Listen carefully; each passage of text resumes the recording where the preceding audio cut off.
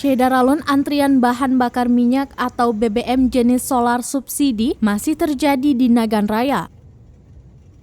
Puluhan kendaraan antrian di SPBU Payaundan, Kecamatan Senangan pada Selasa 22 Maret 2022.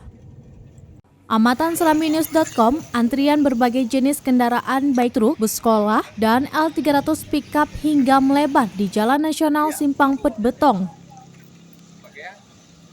Beberapa pengendara mengatakan antrian BBM solar subsidi sudah sering terjadi di SPBU Payaundan dan beberapa SPBU lainnya di Nagan Raya.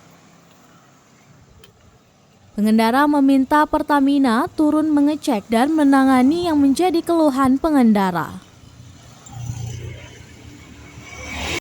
Dari Nagan Raya, Rizwan, Serambi On TV.